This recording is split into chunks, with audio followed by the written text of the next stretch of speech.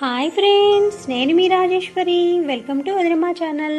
వదినమ్మ ఛానల్లో ఇవాల్టి స్పెషల్ మెంతాకు పప్పు. ఈ మెంతాకు పప్పుని ఒకసారి ఈ విధంగా ట్రై చేయండి ఫ్రెండ్స్. చాలా అంటే చాలా టేస్టీగా ఉంటుందండి.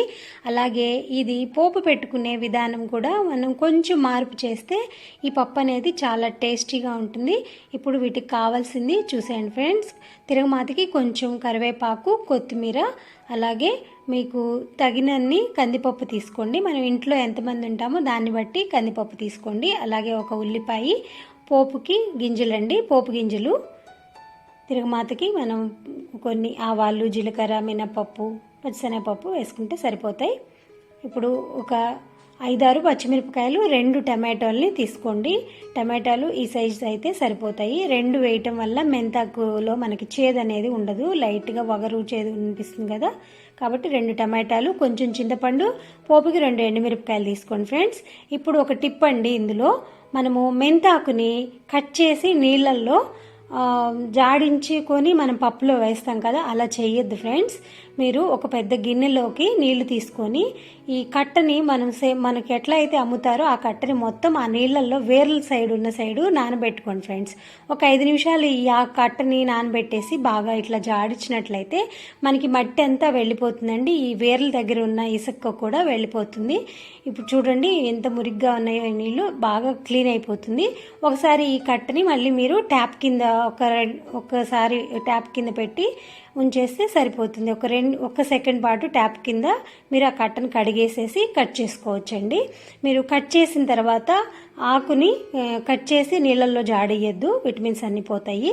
కాబట్టి ఈ విధంగా కట్ చేసుకోండి. ఇప్పుడు ఒక కుక్కర్ తీసుకొని ఆ కుక్కర్లో కందిపప్పుని నానబెట్టేసుకోండి ఫ్రెండ్స్. కడిగి చూడండి ఈ విధంగా కట్ చేసుకోండి. 1 గంట పాటు నానబెట్టుకున్నాను కందిపప్పు. టేస్ట్ కూడా బాగుంటుందండి. కాసేపు ఒక 1/2 అవర్ అయినా మీరు కందిపప్పుని నానబెట్టేసుకొని పప్పు చేసుకోండి. ఇప్పుడు ఈ పప్పులోకి కొంచెం పసుపు, ఒక ఉల్లిపాయని సగం కట్ చేసుకొని దీనిలో వేసుకోండి.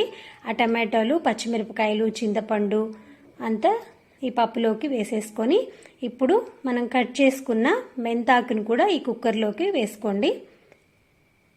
అలాగే మీకు తగినంత కారము వేసుకోండి. మనము ఆల్రెడీ ఒక 5-6 పచ్చిమిరపకాయలని కట్ చేసి వేసుకున్నాము. కారం అనేది చూసి వేసుకోండి, మీకు ఎంత కారం సరిపోతుందో. ఇప్పుడు కుక్కరు ఒక 4-5 విజిల్స్ వచ్చిన తర్వాత ఇలా మూత తీసి చూడండి ఫ్రెండ్స్. కుక్కర్ మూత చాలా చక్కగా ఉడికిపోయిందండి ఈ పప్పు కూడా. ఇప్పుడు మనం ఒక పప్పు గుత్తి తీసుకొని ఈ విధంగా మెదుపుకుంటే పప్పుని సరిపోతుంది. మీరు పప్పు గుత్తి లేకపోతే గెరిటితో అయినా మెదుపుకోవచ్చండి. ఇప్పుడు పప్పుకు తగినంత ఉప్పు కూడా వేసేసుకొని, ఉప్పు ముందే వేయకూడదు, పప్పు అనేది ఉడకదు అంత బాగా, కాబట్టి లాస్ట్లో వేసుకోండి. ఇలా పప్పు మెదిపేటప్పుడు చూడండి చాలా చక్కగా మెదిగిపోయింది. మీరు పప్పు ఇంకా కొంచెం టేస్ట్ పెరగాలంటే ఈ పప్పుని వేయించి మీరు నానబెట్టుకోండి ఫ్రెండ్స్, ఇంకా రుచిగా ఉంటుంది. కుక్కర్లో వద్దనుకున్న వాళ్ళు గిన్నెలో కూడా మీరు ఉడకబెట్టి వేసుకోవచ్చు. ఇప్పుడు ఆ మెదిపిన పప్పుని పోపు పెట్టుకుందామండి. ఒక గిన్నె పెట్టుకొని ఆయిల్ వేసుకొని దానిలో ఒక ఎండుమిరపకాయ వేసి పోపు గింజలు వేసేసుకోండి. పోపు గింజలు చిటపట్లాడిన తర్వాత ఈ ఉల్లిపాయలు, ఇంకొక సగం ఉల్లిపాయని ఈ విధంగా సన్నగా పొడవుగా కట్ చేసి వేసుకోండి. అలాగే ఒక 6-7 వెల్లుల్లి రెబ్బల్ని పైన పొట్టు తీసి కొంచెం నలిపినట్టు వేసేస్తే బాగా ఆయిల్లోకి ఫ్లేవర్ అనేది బాగా వస్తుంది. ఇప్పుడు కొంచెం కరివేపాకు కూడా వేసి చూడండి ఫ్రెండ్స్. మనకి ఇలా బ్రౌన్ కలర్ వచ్చేదాకా ఆనియన్స్ వేయించుకున్న తర్వాతే మనము పప్పు అనేది దీనిలోకి వేస్తే బాగుంటుంది టేస్ట్. ఇప్పుడు కొంచెం కొత్తిమీర వేసి ఈ పప్పును కూడా దీనిలోకి, ఈ గిన్నెలోకి తిరగబోసుకోండి. కొత్తిమీర కొంచెం ఆయిల్లోకి ఫ్రై అయిన తర్వాత ఈ పప్పు వేసాం కదా ఫ్రెండ్స్, చాలా గుమ్ములాడుతూ ఉంటుంది. మీరు పప్పు వేసిన తర్వాత కూడా చివరిలో మళ్ళీ ఇంకో కొంచెం కొత్తిమీర వేసుకోండి ఫ్రెండ్స్, చాలా రుచిగా అనిపిస్తుంది. అలాగే మీకు ఇట్లా బుడకలుగా కనిపిస్తున్నాయి కదా పప్పులో నుంచి, ఇలా వచ్చేదాకా మళ్ళీ ఒక సెకండ్ పాటు ఉడకనిచ్చుకుంటేనే పప్పు రుచి బాగుంటుంది.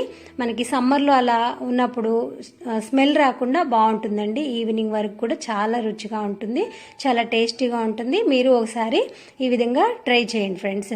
మీకు ట్రై చేసి మీకు ఎలా కుదిరిందో నాకు కామెంట్ చేయడం మర్చిపోవద్దు ఫ్రెండ్స్. మన ఛానల్ని ఫస్ట్ టైం చూస్తున్నట్లయితే సబ్స్క్రైబ్ చేసుకోండి ఫ్రెండ్స్. Bye friends.